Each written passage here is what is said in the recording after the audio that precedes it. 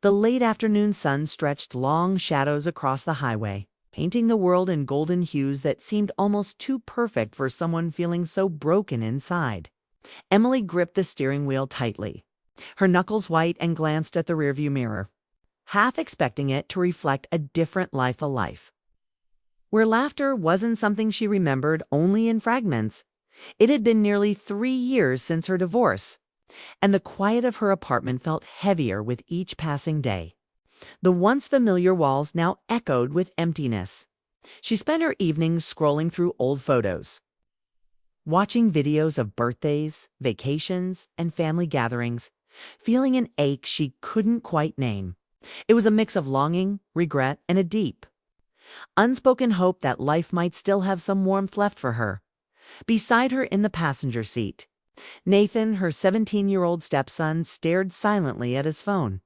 The earbuds in his ears were a thin barrier, a wall between them that Emily didn't know how to scale. He had grown so fast taller than she remembered from the last family photo, eyes carrying a mix of teenage defiance and quiet curiosity. She had hoped this short road trip would bridge the distance between them even just a little. But the silence that stretched between them now felt heavier than the miles of road ahead.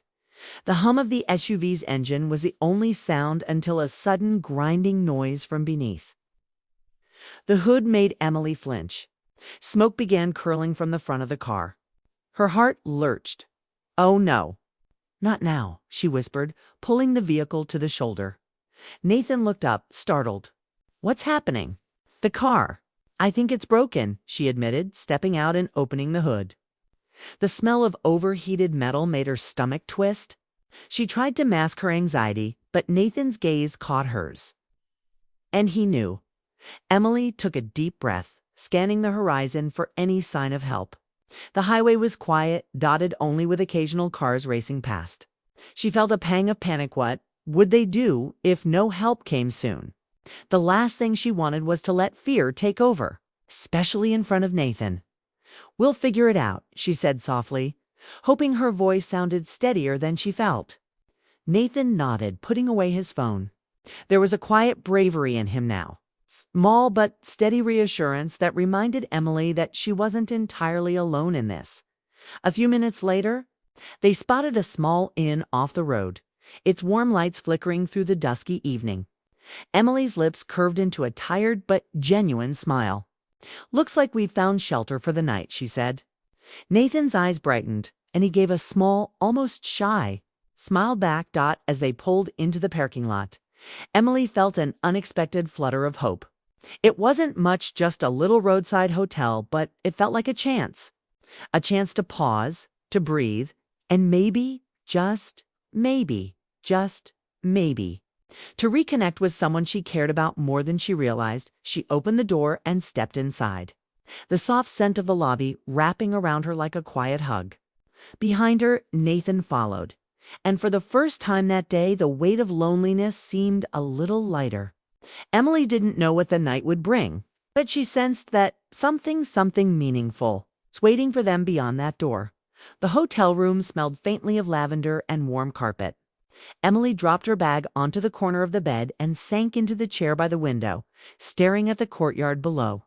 Nathan flopped onto the other bed with a long sigh, his phone tucked away now, leaving only the quiet hum of the room. For a while, neither spoke.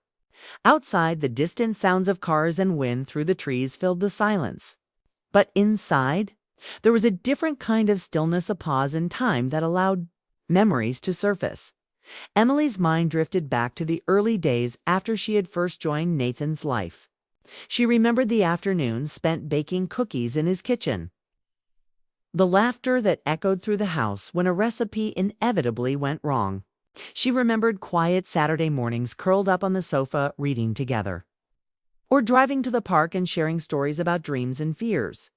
Those moments had been small, ordinary, but they had been theirs, and yet, somehow, over the years, those moments had become less frequent. Life, responsibilities, misunderstandings, they had all built invisible walls between them. She had tried to reach Nathan through conversation, through small gestures, but he had retreated into his own world.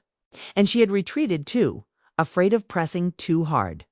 Nathan's gaze wandered to her, catching her in the soft afternoon light. "Do you ever miss it?" he asked quietly. Emily looked at him, surprised by the question. "Miss what?" she said, though a small smile tugged at her lips. "Back then," he said, "when it was easy.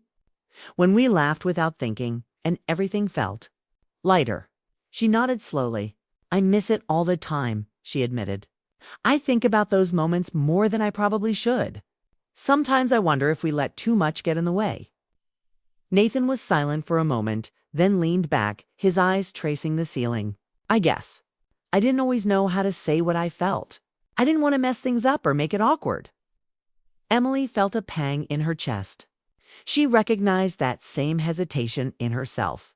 She had loved those early years, loved the closeness. But fear and pride had kept her from reaching out more, from showing that she cared. And Nathan, in turn, had built his own walls. Unsure how to connect without risking disappointment, they both sat quietly, letting the past and its regrets linger, but not weigh them down entirely. The hotel room felt like a safe space, a pause from the rush of life, where they could acknowledge what had been lost without fear of judgment. Emily smiled softly, remembering a rainy afternoon when Nathan had insisted on building a blanket fort in the living room. They had ended up inside it with flashlights, sharing stories and giggling like children, forgetting the world outside. "Do you remember the fort?" she asked. Nathan chuckled, a warmth in his voice that had been rare lately. "Yeah. I think I got stuck in the corner and you had to pull me out." "Exactly." She laughed softly. "And then we stayed there until Mom came home and found us.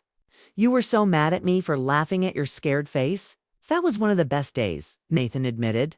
His eyes met hers, and for a fleeting moment the weight of unspoken words, missed chances, and quiet longing hung between them. There was no awkwardness, no pressure, just the realization that the bond they had built in small, tender moments still existed, quietly waiting to be rekindled. The sun dipped lower, casting long shadows across the room. Emily felt her heart soften, feeling closer to Nathan than she had in years. They hadn't solved the past, but in this room, on this unexpected night, they had begun to bridge the distance. And perhaps, she thought, that was enough for now. The morning sun filtered gently through the hotel curtains, spilling warm light across the room. Emily stirred, blinking against the brightness, and saw Nathan already awake, leaning against the headboard with a small notebook in his hands. He had been sketching, she realized, a habit he had once loved but had abandoned over the years. The sight made her smile softly. There was something comforting in the quiet dedication he showed to small, creative things. "Morning," Emily said quietly, not wanting to break the peaceful moment. "Morning," Nathan replied, his eyes lifting to meet hers. There was a calmness in his gaze that hadn't been there the day before. A quiet acknowledgement that their time together, though unplanned, had changed something as Emily prepared a quick cup of coffee. Her mind wandered back to the drive that had brought them here. The broken car had felt like an inconvenience at first, a disruption to a simple plan. But now, she realized, it had been a small act of fate, a nudge from life to slow down, to pause, and to see each other more clearly. Sometimes, she thought, life's detours weren't mistakes. They were opportunities. Nathan set his notebook aside and wandered to the window, peering out at the quiet courtyard. "You know," he began softly, "I never thought a broken car could lead to something like this." Emily joined him, leaning on the sill beside him. "Like what?" she asked, talking without feeling awkward. He said, a faint smile touching his lips. "Like actually remembering what it felt like to be close again." Emily felt a lump in her throat. "I've missed this," she admitted. "Missed us." Nathan turned to her, and for a moment the years of distance seemed to melt away. "Me too," he said simply. They spent the morning recounting more memory small moments they had almost forgotten: the summer afternoons spent at the lake, the late-night drives to watch the stars, and the countless quiet evenings filled with laughter and shared secrets. Each memory added warmth to the room, building a bridge from the past to the present. Later, as they prepared to leave the hotel to get help for the car. A sudden sound caught Emily's attention, the gentle tinkle of a piano from the lobby. Curious, she and Nathan followed the music and discovered an elderly man playing softly, his eyes closed, lost in the melody.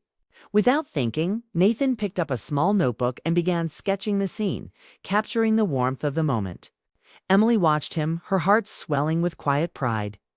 "It's like magic," Nathan whispered, eyes sparkling. "All of this here, know it, feels like it was meant to happen." Emily nodded. "I think you're right," she said. "Sometimes the smallest coincidences remind us of what really matters." By the time the tow truck arrived, they were laughing together, sharing inside jokes that hadn't been spoken aloud in years. The connection they had feared was lost,